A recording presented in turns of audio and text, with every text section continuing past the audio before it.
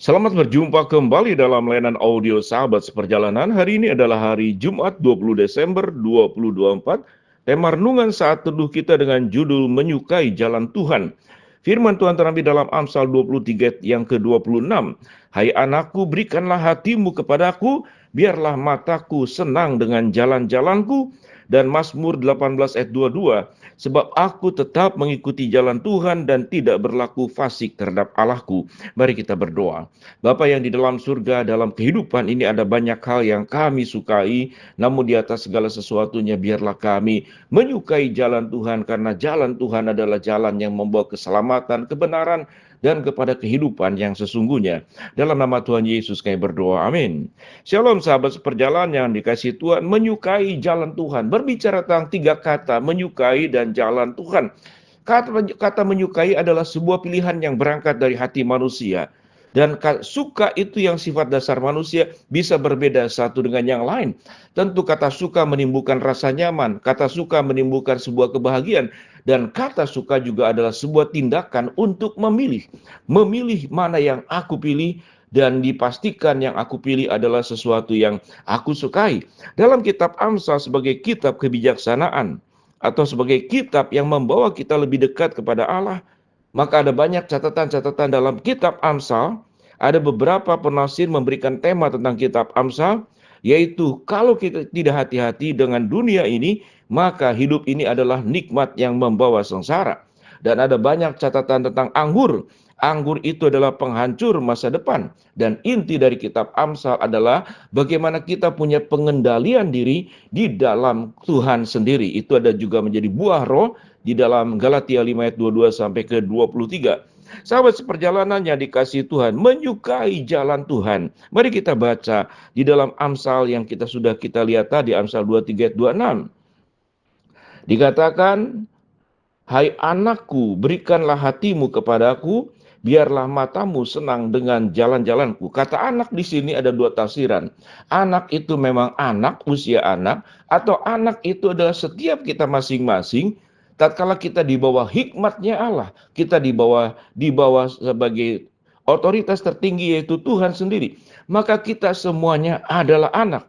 Kalau kita kemudian urai kepada ayat-ayat yang berikut, hai anakku, berikanlah hatimu kepadaku, biarkanlah matamu senang dengan jalan-jalanku. Ayat 27 dikatakan, karena perempuan jalang adalah lobang yang dalam, dan perempuan asing adalah sumur yang sempit. Ayat yang 27 adalah mengindikasikan sebuah cobaan yang sangat luar biasa bagi anak-anak yang berangkat puber, anak-anak yang berangkat kemudian dewasa. Maka khususnya anak laki-laki itu sangat tergoda dengan urusan dengan daya tarik wanita yang disebut sebagai wanita jalang. Perempuan jalang adalah lubang yang dalam, dan perempuan asing adalah sumur yang sempit. Ayat 28, bahkan seperti penyamun yang menghadang dan memperbanyak pengkhianat di antara manusia. Ini adalah bagian contoh daripada godaan manusia yang sangat banyak, dan godaan itu akan menyukakan hati manusia. Kalau dalam kitab Amsal ada banyak sebutan tentang anggur yang membuat orang mabuk. Tetapi kalau kita lihat di dalam bagian Alkitab lain, harta, tahta, wanita, 3 bagian ini menjadi bagian yang sangat luar biasa, di mana Tuhan Yesus pun dicobai dengan makanan, dengan jabatan, lalu kemudian dengan tunduk diberikan segala macam fasilitas. Seluruh kota ini akan menjadi milikmu kalau engkau tunduk kepadaku. Ini adalah cobaan. Dan banyak orang berdosa menyukai jalan yang seperti demikian. Di dalam suasana Natal ini, Kristus datang membuka jalan agar orang-orang berdosa yang telah mencari jalannya sendiri, menyukai jalannya sendiri, yang kita tahu dengan jelas Adam dan Hawa jatuh karena mencari jalannya sendiri. Kain membunuh Habel karena mencari jalannya sendiri. Orang mendirikan menara Babel karena mencari jalannya sendiri. Para raja, para penguasa membentuk segala macam sebuah kerajaan untuk terus diperbesar, diperlebar, menindas, membunuh. Kemudian merampok, memperluas seluruh wilayah. Dia tidak peduli lagi dengan manusia, tapi dia hanya peduli menyukai dengan yang namanya itu kekuasaan. Maka kelompok ini menjadi orang yang menyukai jalannya sendiri. Tetapi firman Tuhan berkata, hai anakku, berikanlah hatimu kepadaku, biarlah matamu senang dengan jalanku. Yesus mengambil jalan yang sulit, yaitu Dia adalah Allah yang menjadi manusia. Yesus mengambil jalan yang namanya itu Via Dolorosa, jalan kesengsaraan. Yesus mengambil jalan sampai kemudian mati di atas kayu salib, yaitu jalan kematian. Yesus mengambil jalan menanggung seluruh dosa manusia, jalan ketidakadilan. Perlakuan-perlakuan yang dikenakan, yang diperlakukan kepada Yesus adalah jalan ketidakadilan, jalan kematian, jalan pengkhianatan, jalan penyangkalan, jalan seorang diri tanpa siapapun yang menemaninya, dan tidak ada seorang pun yang sanggup membantunya. Karena kesanggupan, kuasa, kemampuan hanya ada pada Kristus sendiri untuk menanggung seluruh dosa manusia. Yesus mengambil jalan agar kita hidup di dalam jalan Tuhan. Dengan demikian, sampai titik ini, sahabat seperjalanan, apa yang kita renungkan dalam suasana Natal ini? Jalan apa yang kita tempuh? Jalan apa yang kita lalui? Jalan apa yang kita pilih? Apakah jalan keberdosaan? Atau jalan dalam kehidupan lama? Jalan menjadi serupa dengan dunia ini? Atau kita menyukai jalan-jalan Tuhan? Mazmur 18 ayat 22, sebab aku mengikuti jalan Tuhan dan tidak berlaku fasik terhadap Allahku. Kata fasik adalah punya makna pemberontakan. Kata fasik adalah punya makna tidak sesuai dengan kebenaran firman Allah. Kata fasik berarti dia meniadakan Tuhan dalam hidupnya. Itu arti kata fasik. Dan meniadakan Allah berarti meniadakan juga jalan Allah yang sudah disediakan. Sampai titik ini sahabat seperjalanan, adakah jalan-jalan hidup kita yang salah?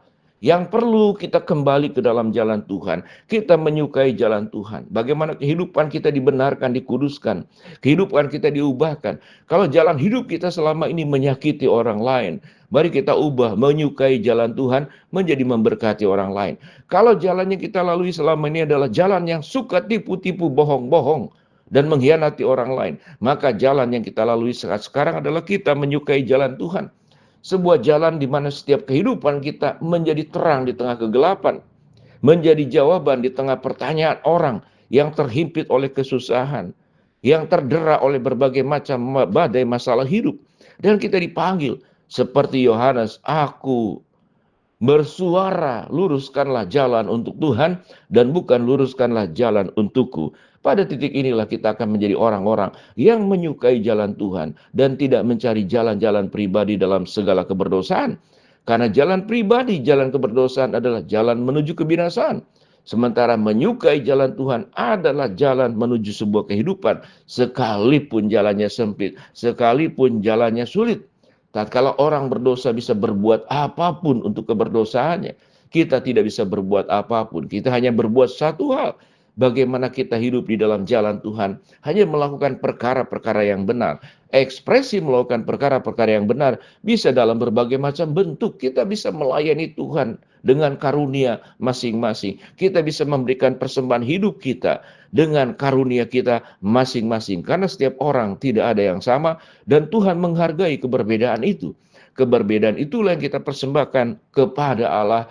Dan katakan dalam hidupmu dan hatimu, ya Tuhan, aku menyukai jalan Tuhan. Ya Tuhan, aku mau berjalan di dalam jalan Tuhan. Karena jalan Tuhan adalah jalan kebenaran dan jalan kehidupan. Mari kita berdoa. Bapa dalam surga, terima kasih buat kebenaran firman Allah yang kami pelajari. Biar hidup kami menyukai jalan Tuhan dan hidup dalam jalan Tuhan. Hamba-Mu berdoa buat sahabat seperjalanan yang sakit, Tuhan jamah sembuhkan. Sahabat seperjalanan yang sedang menghadapi masalah, Tuhan bukakan jalan. Sahabat seperjalanan yang sedang berdoa mengharapkan sesuatu, Tuhan kabulkan dengan cara dan waktunya Tuhan. Dalam nama Tuhan Yesus, kami berdoa. Amin. Shalom. Tuhan memberkati kita semua.